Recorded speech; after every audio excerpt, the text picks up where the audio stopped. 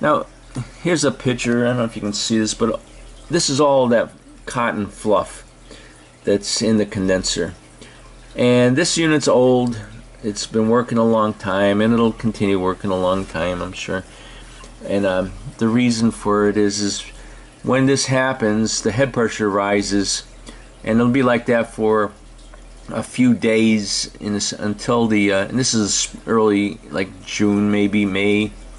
What'll happen is the rain will hit this because it's open and we don't have louvers on it, and it'll wash this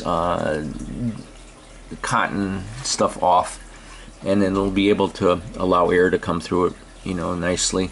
And here, this is a line of restaurants, stores, and a couple of restaurants, and this is the back of it, and it's out back. And the landlord had a company come and put a brand new 404A American Standard unit in it.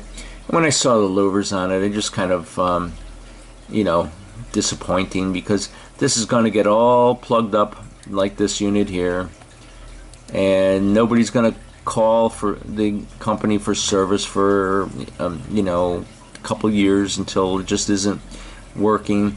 And then the compressor it's 404A, so the head pressure is going to be way up through the roof, and you're going to put all kinds of strain on the compressor, and these louvers are going to kill the compressor. This unit's going to have a short lifespan. Maybe that's why they did it that way as compared to this one. This one lasted a long time. It's going to last longer, but this particular unit, the lifespan of the compressor is going to be shorter. And I don't know, maybe that's planned obsolescence, some geniuses coming up with in their think tanks. I don't know. Here's another unit. It's you can see the cotton fluff and the dust is being washed off by the rain. I end up foaming it and washing it off really good and getting it clean. And that's an air conditioning unit. But I like this kind of an open condenser with no louvers on it. These grills are good to have on it because we do get hail, and the hail will come down pretty hard sometimes, and this will tend to protect it to some extent from hail damage. Now, I did a video a couple weeks ago about putting a condensing unit on a roof, and I pointed out that I faced the condenser away from the afternoon sun, and this is a coffee and donut chain. And whoever installed these units put all the condensers facing the sun, and it gets awful hot up there. There's another one that's facing the sun. And these are their freezers and coolers, and the poor compressors. They just beat their brains out in it. This is the walk-in freezer I was working on, and this was the hottest day of the year in Cleveland. It was up to 118, and that's not on the condenser. That's not the air coming into the condenser. The sun is probably heating it up even a little higher. But that was a very hot day. That it was 100. Yeah, it was. I had a lot of water, and I had a big fan set up next to me, and I had ice water. You get kind of in a daze. It's so hot. You just kind of like walking around like a zombie. But I think I had to change a time clock. Now this is really, I like this the best. This foam cleaner. It's by Ace because it's alkaline and it's a non-rinse coil cleaner. So it foams, doesn't foam as good as the New Bright, but it foams and it dissolves. And you can see this is kitchen grease being dissolved pretty good, and it's and it really won't etch the aluminum as much as the New Bright will. But this is my favorite. What I did was my supply house had a bunch of them on the shelf, and I bought all of them off the shelf. Told them to order another case. And this is a freezer, and I was cleaning the condenser on it with foam. that's kind of what it looks like. You know, this is a back room, a freezer. This particular customer, it's an India restaurant, India food, and it's a very, very busy place. They do a lot of business, and a lot of people. The cooks going, you know, up to his elbows, working in very tight quarters in the kitchen. And there's grease, and the grease builds up on the evaporator coil, the condenser coils, and then the health department will stop by and do checks every once in a while. And when there's grease and dirt on the condenser coils, the equipment is, instead of running in, you know, 37, 38 degrees, it's running at 42, 45 degrees. So the owner will call me, and I'll come in, and I'll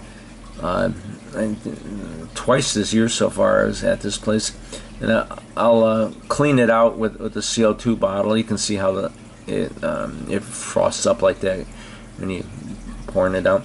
But I use the foam on it, and I'll foam it, let it dissolve, and then I'll wire brush it a little bit. Then I'll take this, and all the loosened stuff, this will pretty much blow it out of the fins pretty good. Now here's something that I should point out, is the hoses.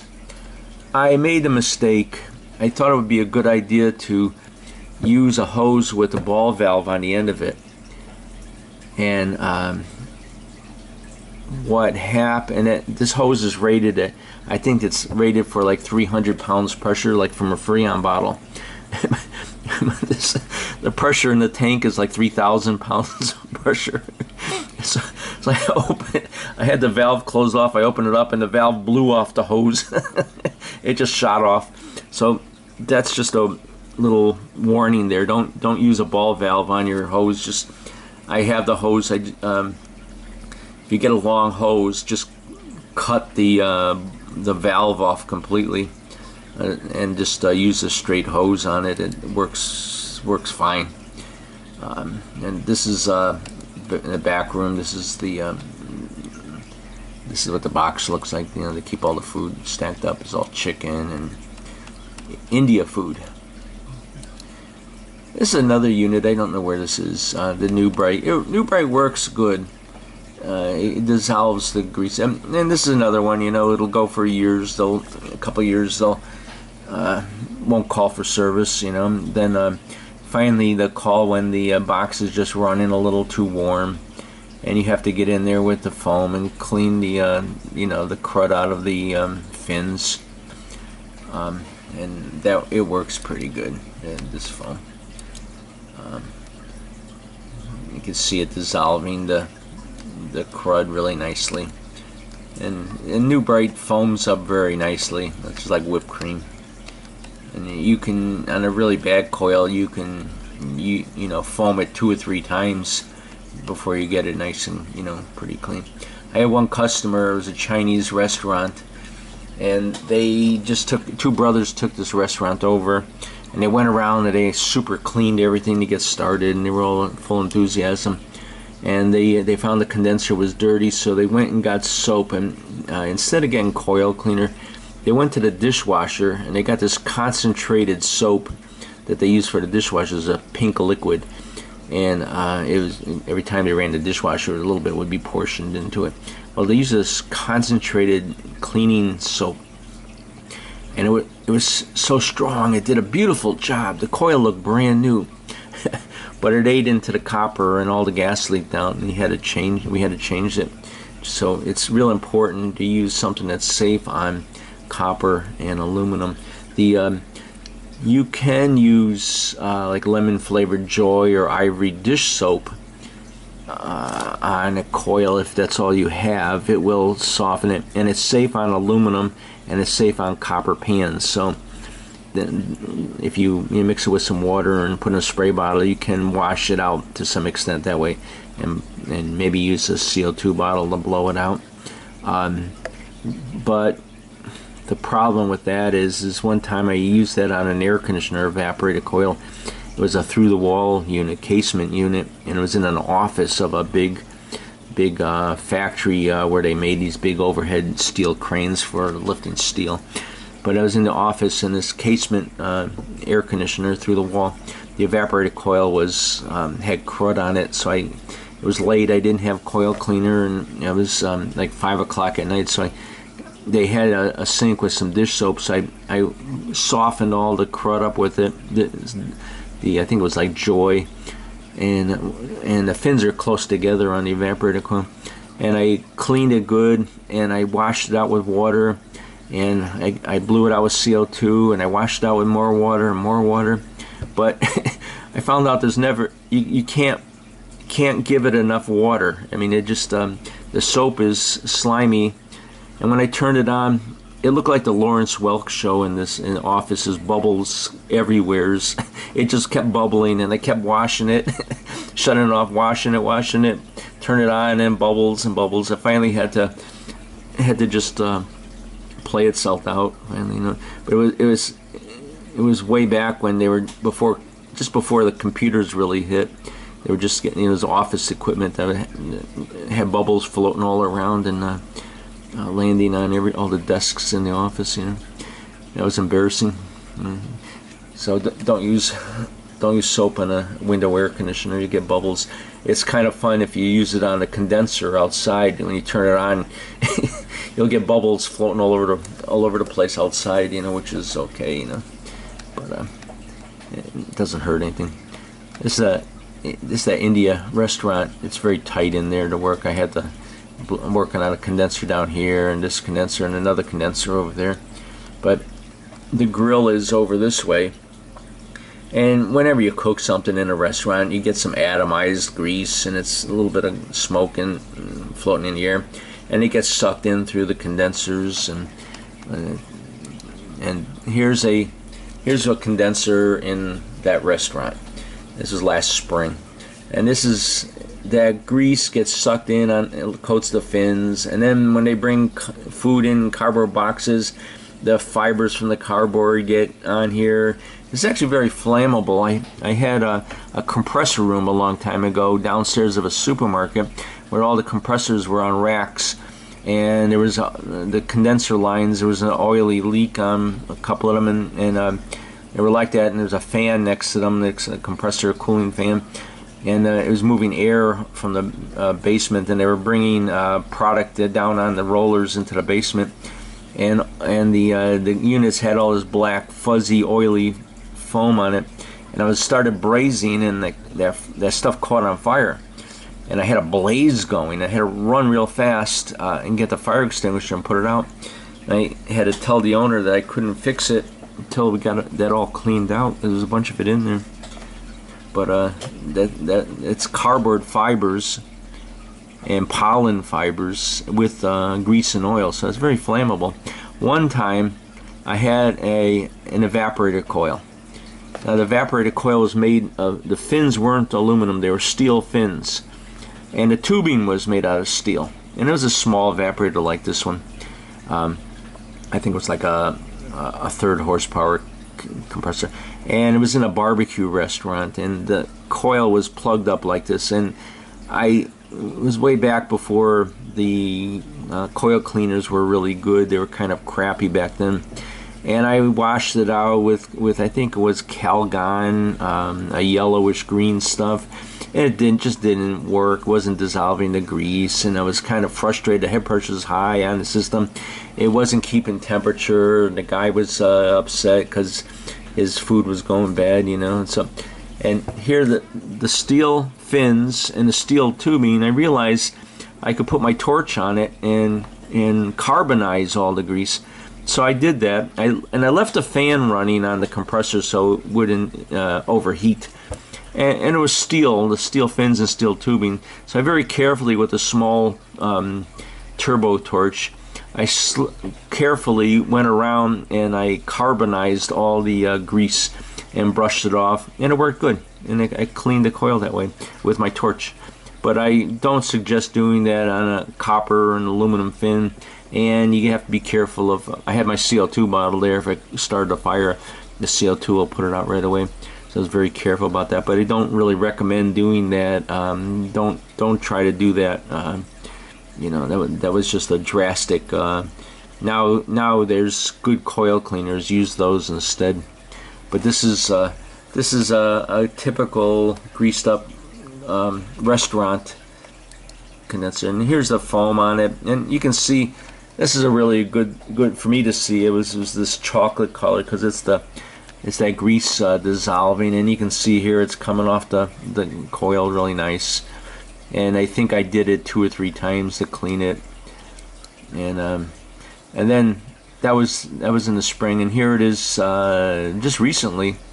He was having another inspection, so he wanted me to clean the coils. So you can see some dirt's already building up from the summer. Now here's another thing. These he knows enough to have them clean, so he'll tell the dishwasher to clean the coils up. And the dishwasher, they don't know anything. And they'll get a towel, and the fins are aluminum and they're up and down. They'll get a towel and they'll rub them sideways, and you can see it just bends all the fins over when they do that. And I gotta get in there with a little screwdriver. You can't use a coil, a fin comb at all, because they're just curled over, and the fin comb will just grab into it and at best rip the aluminum. It just doesn't work. You have to get a little screwdriver and pick it and get it open enough to allow sufficient amount of air to get through it.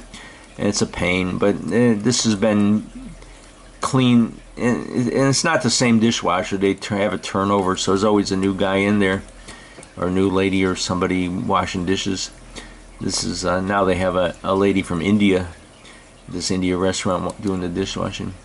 And this is another one. You can see the fibers on it. I just started putting some foam on it, and that's what the typical make table, it's called. The refrigeration unit's in the back. The condenser is over here so you can see it and clean it.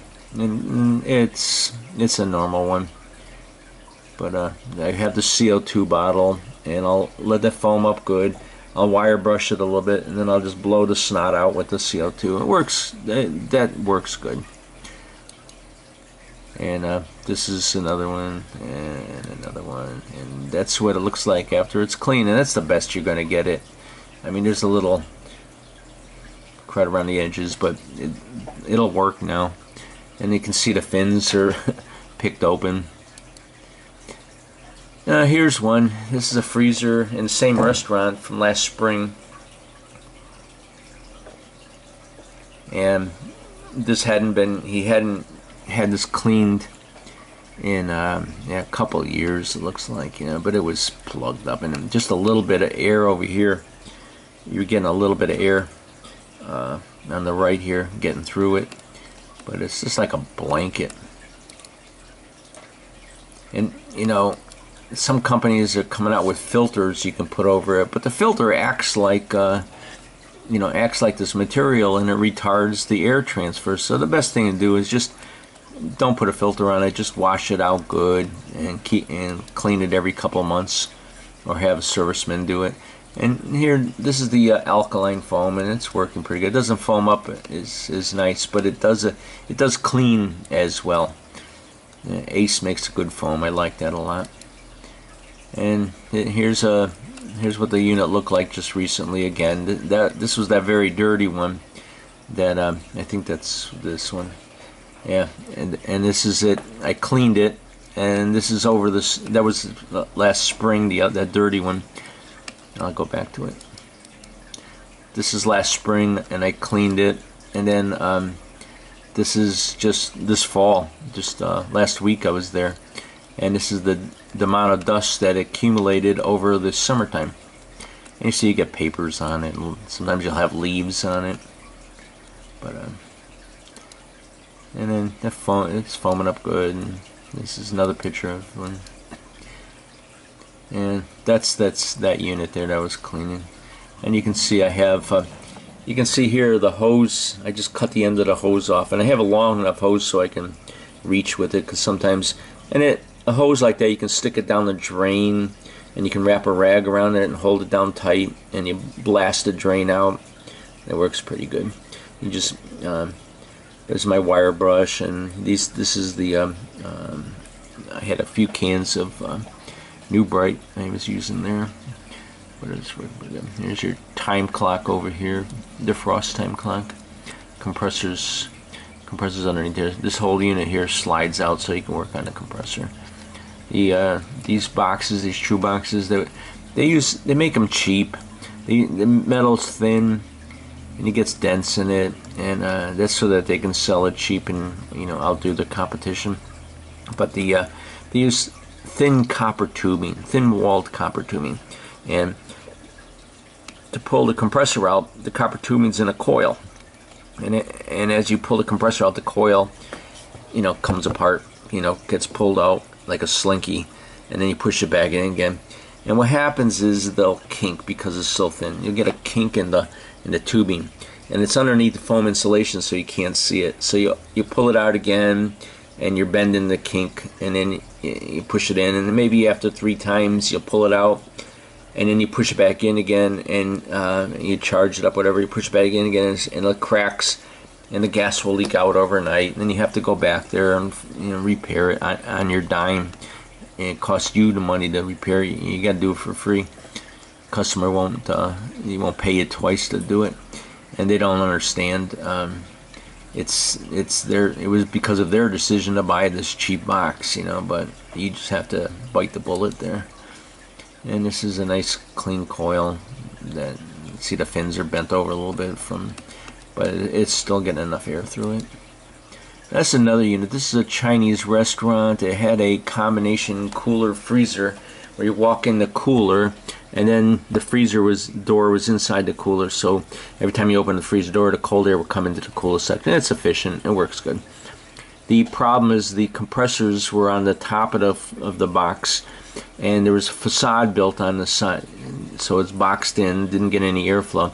And right above it was the steel ceiling, so it's like a 6-foot space there, and you have the heat in the summertime coming through the roof, heating this area up, and these units throwing heat off in this area, and it was a good 125 degrees up there.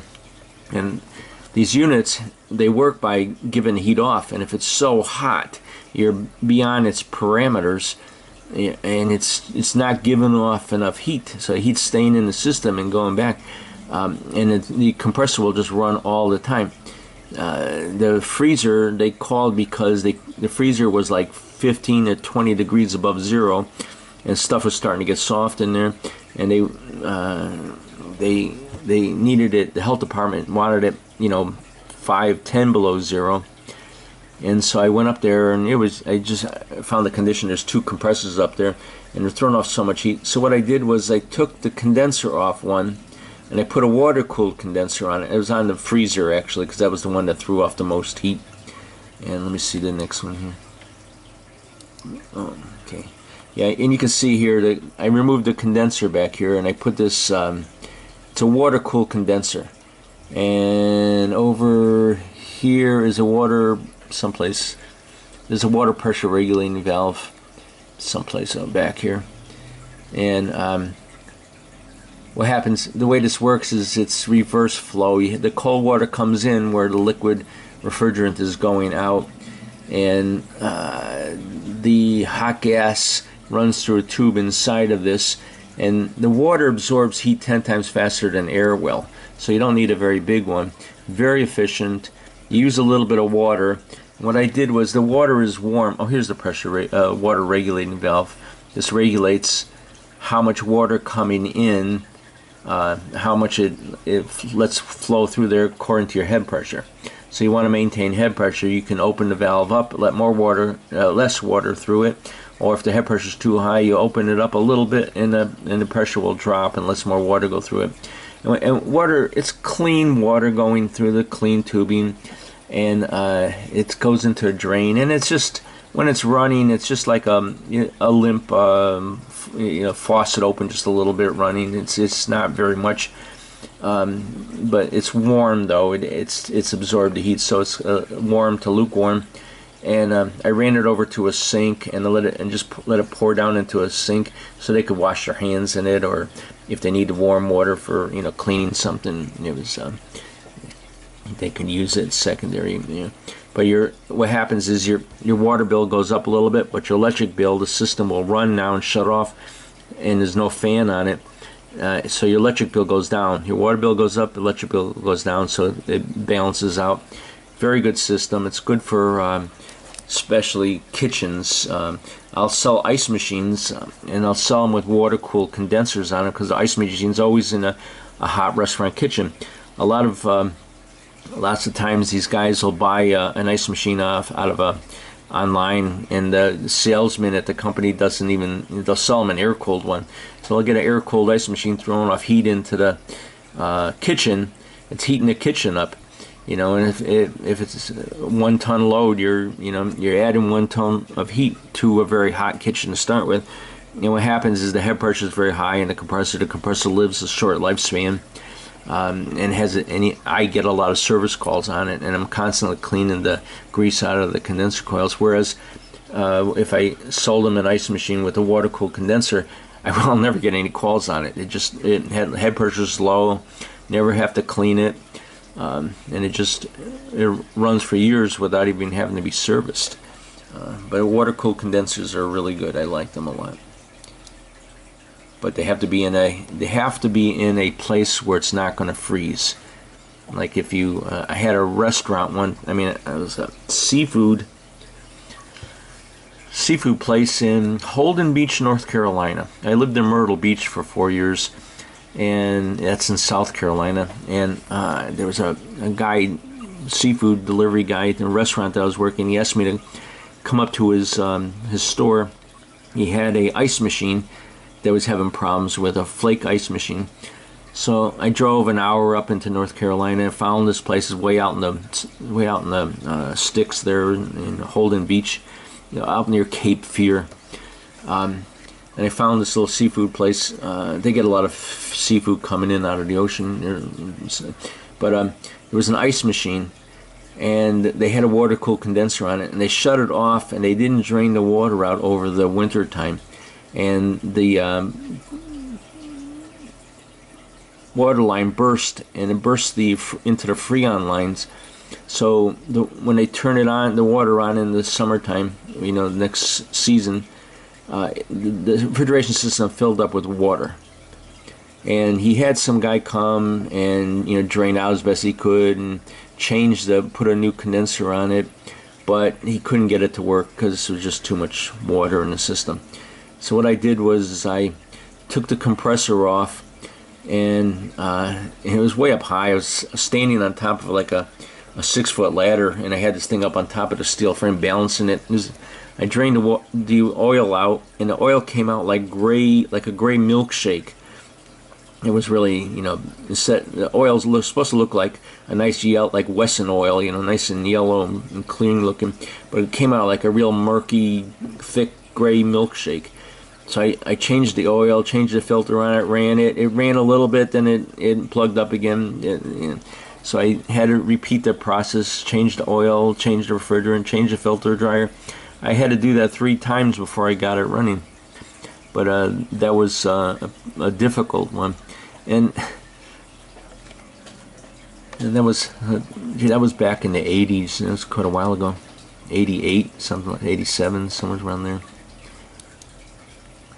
But let's see. Well, I think that's the yeah. And that's the last one. Well, folks, happy Halloween, and see you guys later.